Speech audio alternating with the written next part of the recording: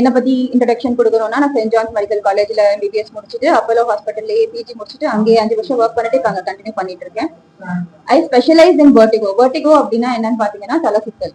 சில பேருக்கு நடக்கும் போது சுத்தி இருக்கிறது எல்லாம் அப்படியே தடுமாடுற மாதிரி இருக்கும், நம்மளே அசைற மாதிரி இருக்கும், நம்ம தள்ளி விடுற மாதிரி இருக்கும், படுத்து திரும்பும் போது தலை சுத்தல், ரூமே சுத்துற மாதிரி இருக்கும், ஒரு ஆத்மத்துல போற மாதிரி இருக்கும், சுத்தி இருக்கிற பொருள் எல்லாம் அப்படியே ஏதோ மிதக்கிற மாதிரி இருக்கும். சில பேருக்கு நடக்கும்போது போட்ல போற மாதிரி ராக்கிங் சென்சேஷன் அந்த மாதிரி எல்லாம் இருக்கும்.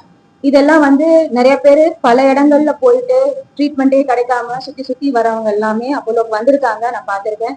சிம்பிளா காதுல இருக்கிற ஒரு ப்ராப்ளம் தான் அது ப்ராப்பரா டயக்னோஸ் பண்ணோம்னா, ப்ராப்பரா ட்ரீட் பண்ணோம்னா அதுக்கு உண்டான அவங்கள வந்து இந்த பேலன்ஸ் ப்ராப்ளம் வந்து கண்டிப்பா வெளியே கொண்டு வர முடியும், தலைசுத்துல இருந்து வெளியே வர முடியும்.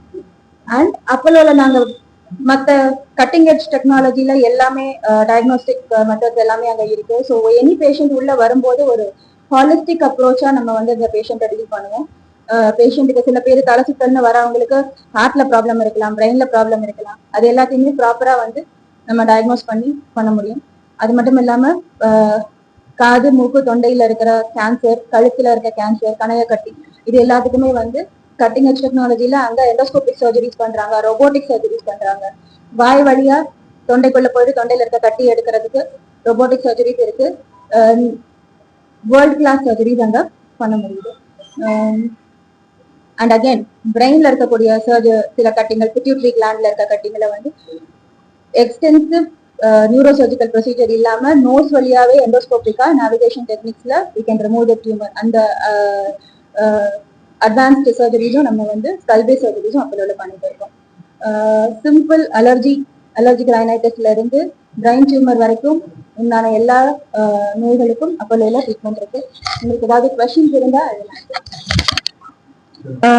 லோ பிபி வந்தா வர்ற மயக்கம் வந்து கண்ணு இருட்டுற மாதிரி இருக்கும், எனக்கு போய் படுத்தா பெட்டரா இருக்கும் அப்படின்ற மாதிரி இருக்கும். இது வந்து என்னை பிடிச்ச யாரோ தள்ளி விடுறாங்கன்ற மாதிரி இருக்கும். லைக் நான் வந்து நிக்க முடியல, எனக்கு ஒரு பக்கமா சாயுது அப்படிங்கிற மாதிரி இருக்கும், நடக்கும்போது தடுமாற்றம் இருக்கும். ஆமா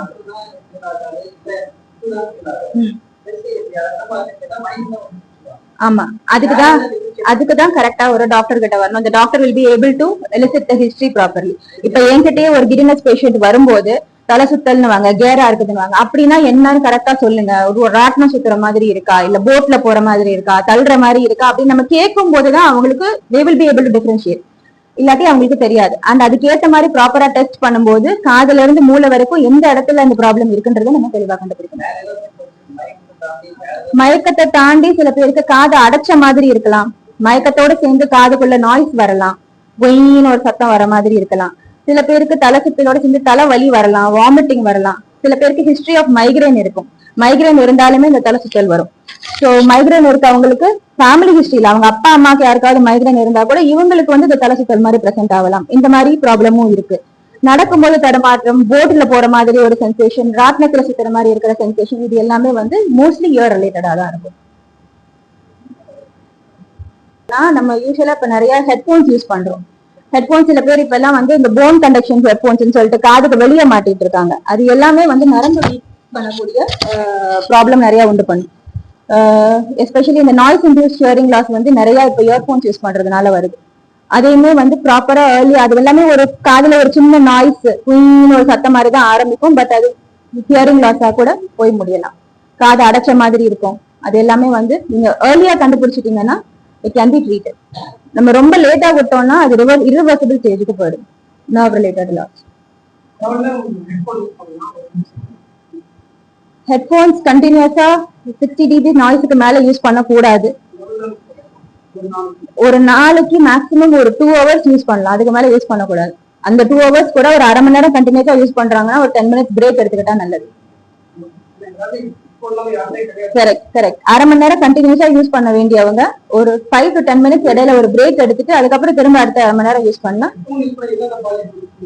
நாய்ஸ் இன்டியூஸ் ஹியரிங் லாஸ் வரும். குறிப்பா வந்து நம்ம வெளிய இருந்து கேட்கக்கூடிய சவுண்ட் வந்து 4 கிலோஹெர்ட்ஸ் அந்த ஃப்ரீக்வன்சில தான் நம்ம ஜாஸ்தி கேட்போம். ஹெட்போன்ஸ் யூஸ் பண்ணும்போது அந்த ஃப்ரீக்வன்சில வந்து அவங்களுக்கு ஹியரிங் லாஸ் ஆகிறதுக்கு வாய்ப்பு இருக்கு.